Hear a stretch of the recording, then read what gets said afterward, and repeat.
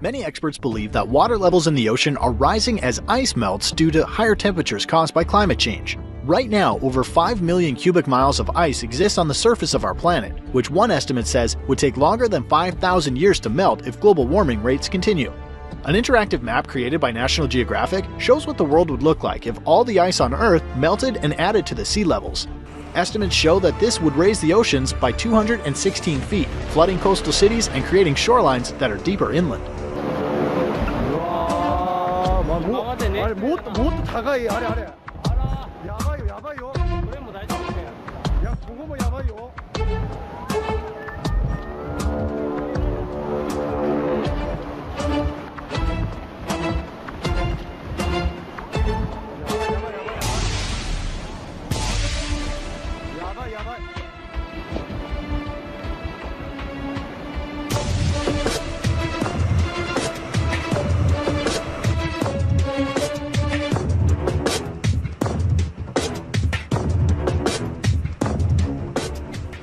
The east coast of North America, including all of Florida, would be underwater, along with the west coast cities of Los Angeles and San Diego, California.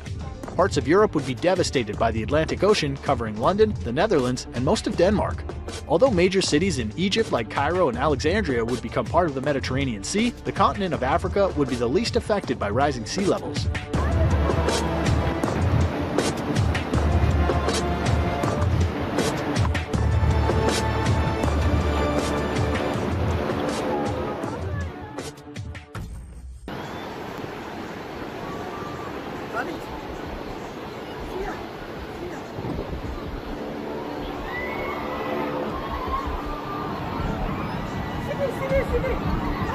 Look at it.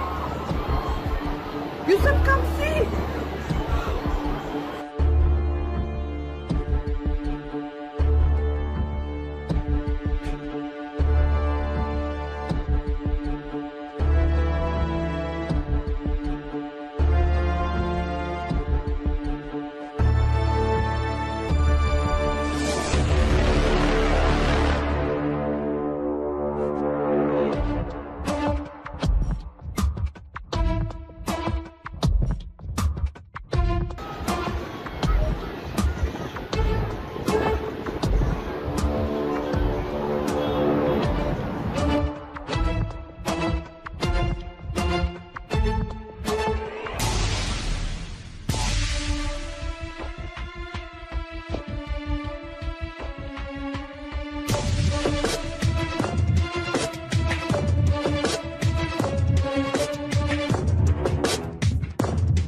We've been highlighting the risks to major cities from sea level rise. A handful of islands in the Western Pacific have disappeared, and researchers say rising sea levels are to blame.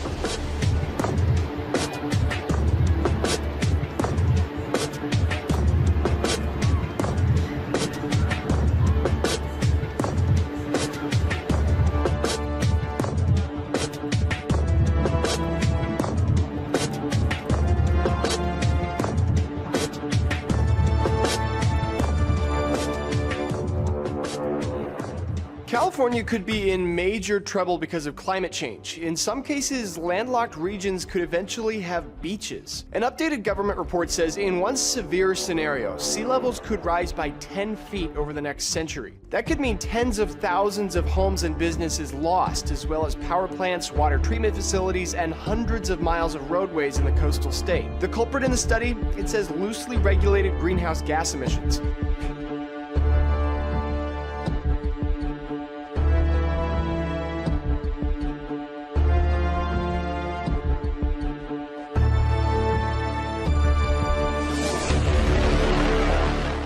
Let's take a look at New York City.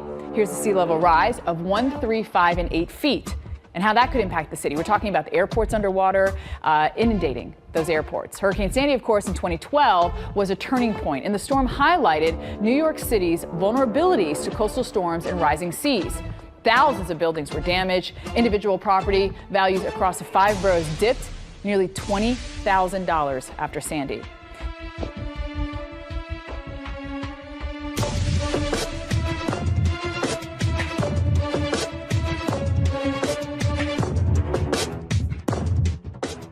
Indonesia, the country of Bangladesh with a population of 160 million would be entirely wiped out. And in Australia, the thin coastal band around the continent, where 4 out of 5 Aussies live, would be underwater.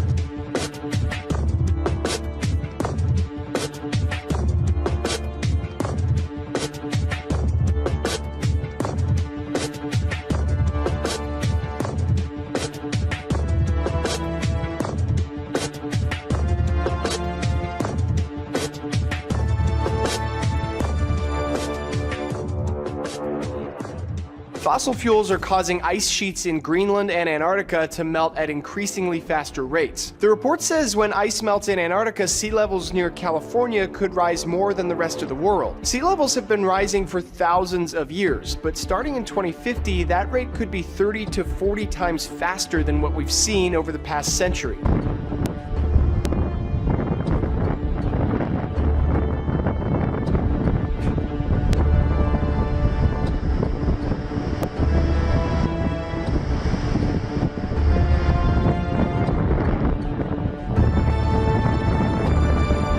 Where we would be right now would actually be, we would be probably closer to waist, between our waist and our shoulders in terms of where water would be. He's talking about the potential impact of sea level rise to Christopher Columbus Park in the North End, one of 5 waterfront neighborhoods under the threat of coastal flooding, major storms, and extreme heat. A number of 90-degree days over the last several years. You can see, of course, last year we really peaked out. We knew it was going to be a big year. 6 months ago, Blackmun's office, in partnership with the Green Ribbon Commission, released a 400-page report.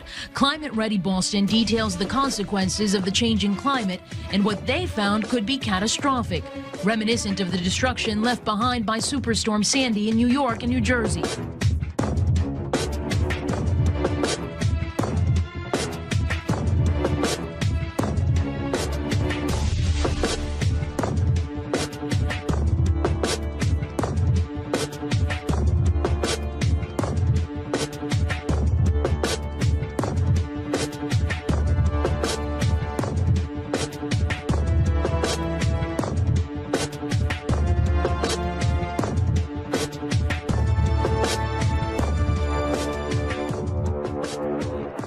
Earth's rising seas are some of the most visible signs of our warming planet. Over the last 20 years, NASA's satellites, airborne missions, and field campaigns have shown a steady rise in global sea levels as the world's polar ice sheets melt. Here to tell us more about this is Dr. Tom Wagner from NASA's Goddard Space Flight Center.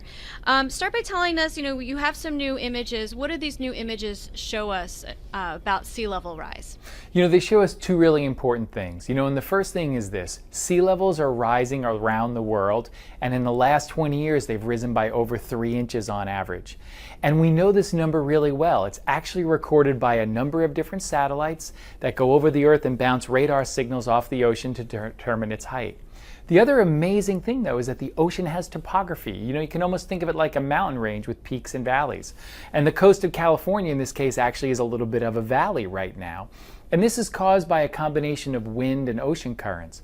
But what people really need to take away is that sea level's rising, and it's going to continue to rise. And it's rising enough that it's already impacting us. You what, mate?